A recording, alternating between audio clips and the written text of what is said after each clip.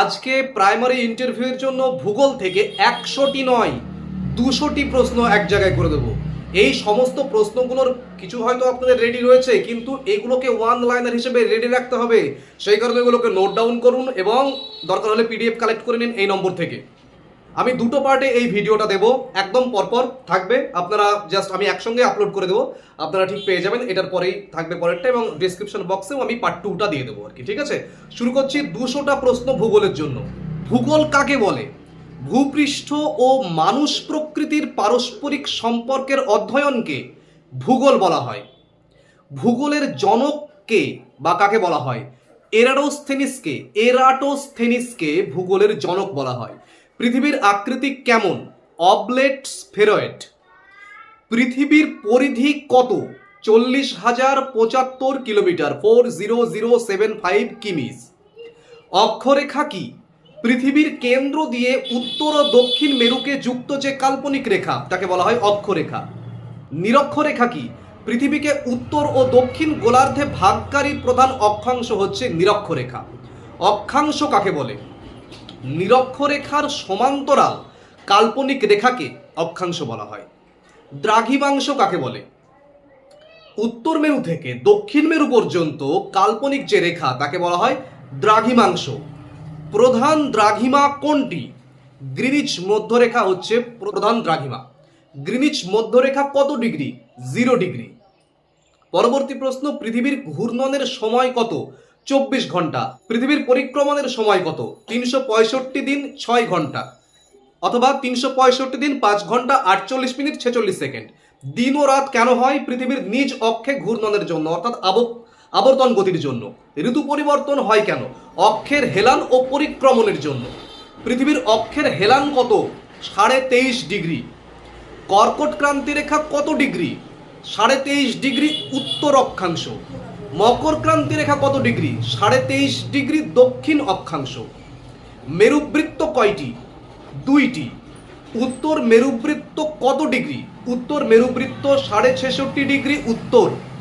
দক্ষিণ মেরুবৃত্ত কত ডিগ্রি? দক্ষিণ মেরুবৃত্ত 66.5 ডিগ্রি দক্ষিণ। মানচিত্র কি জিনিস? ভূপৃষ্ঠের ক্ষুদ্রাকৃত প্রতিরূপকে মানচিত্র বলা হয়। মানচিত্রের স্কেল কি? দূরত্বের অনুপাতকে স্কেল বলা হয়। বৃহৎ স্কেলের মানচিত্র কাকে বলে? ছোট এলাকা বেশি বিস্তারিত দেখায় যেখানে, তাকে বলা হয় বৃহৎ স্কেলের মানচিত্র। ক্ষুদ্র স্কেলের মানচিত্র কাকে বলে? বড় এলাকা কম বিস্তারিত দেখায়, তাকে বলা হয় ক্ষুদ্র স্কেলের মানচিত্র। দিক নির্ণয়ের প্রধান যন্ত্র কি? দিক নির্ণয়ের প্রধান যন্ত্র হচ্ছে কম্পাস। নদীর উৎস কাকে বলে? যেখান থেকে নদীর উৎপত্তি তাকে বলা হয় নদীর উৎস। নদীর মোহনা কাকে বলে? নদী যেখানে সাগরে মিলিত হয় তাকে বলা হয় নদীর মোহনা। বদ্বীপ কি জিনিস? নদীর মোহনায় পলি জমে গঠিত যে ভূমি তাকে বলা হয় বদ্বীপ। পৃথিবীর বৃহত্তম মহাসাগর কোনটি? প্রশান্ত মহাসাগর। পৃথিবীর ক্ষুদ্রতম মহাসাগর কোনটি? আর্কটিক মহাসাগর।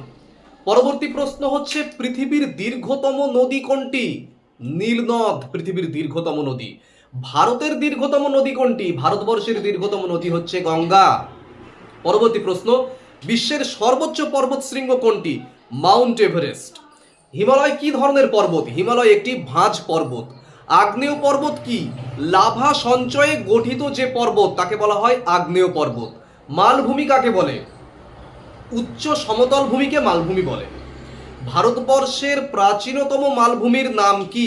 ভারতবর্ষের প্রাচীনতম মালভূমি হচ্ছে দাক্ষিণাত্য মালভূমি। মরুভূমি কাকে বলে?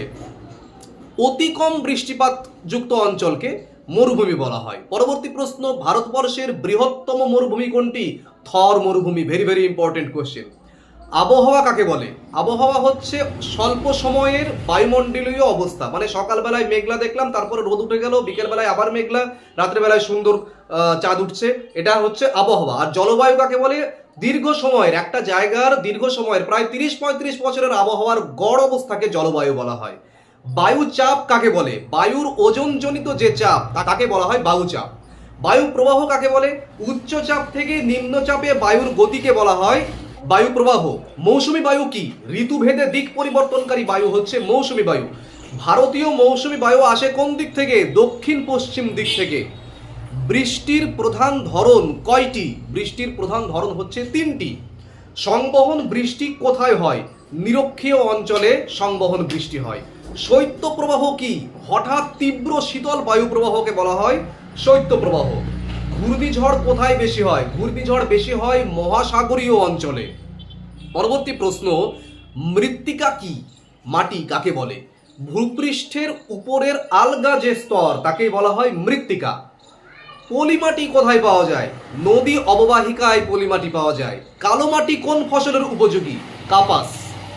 লাল মাটির রং লাল হয় কেন? লোহার উপস্থিতির জন্য লাল মাটি হয়। পরবর্তী প্রশ্ন, উদ্ভিদ কাকে বলে? স্বয়ং খাদ্য প্রস্তুতকারী যে জীব তাকে বলা হয় উদ্ভিদ। অরণ্য কাকে বলে? ঘন বৃক্ষপূর্ণ অঞ্চলকে অরণ্য বলা হয়। চিরসবুজ বন কোথায় হয়? যেখানে অধিক বৃষ্টিপাত হয় সেই অধিক বৃষ্টিপাতযুক্ত অঞ্চলে হয়। পর্ণমোচী বন কোথায় হয়? মধ্যম বৃষ্টিপাতযুক্ত অঞ্চলে পর্ণমোচী বন হয়। প্রাকৃতিক সম্পদ কাকে বলে? প্রকৃতি থেকে পাওয়া সমস্ত সম্পদকে প্রাকৃতিক সম্পদ বলে। নবীকরণযোগ্য সম্পদ কি?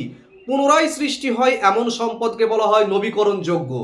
অনবীকরণযোগ্য সম্পদ কি? যে সম্পদ ফুরিয়ে গেলে আর ফেরত আসবে না, পেট্রোল, ডিজেল, এগুলোকে বলা হয় অনবীকরণযোগ্য সম্পদ। খনিজ কাকে বলে? ভূগর্ভে পাওয়া অজৈব পদার্থকে বলা হয় খনিজ। কয়লা কি ধরনের খনিজ? জ্বালানি খনিজ। ভারতবর্ষের প্রধান কয়লা ক্ষেত্র কোনটি? ঝাড়খণ্ড। জনসংখ্যা কাকে বলে? কোন অঞ্চলের মানুষের সংখ্যাকে সেই অঞ্চলের জনসংখ্যা বলে। জনঘনত্ব কি জিনিস? প্রত্যেক বর্গ কিলোমিটারের জনসংখ্যাকে বলা হয় জনঘনত্ব, সেই জায়গা। জনসংখ্যা বৃদ্ধির কারণ কি? জন্মহার বৃদ্ধি। গ্রাম্য বসতি কাকে বলে? গ্রাম ভিত্তিক মানুষের যে বসতি তাকে বলা হয় গ্রাম্য বসতি। নগর বসতি কি জিনিস?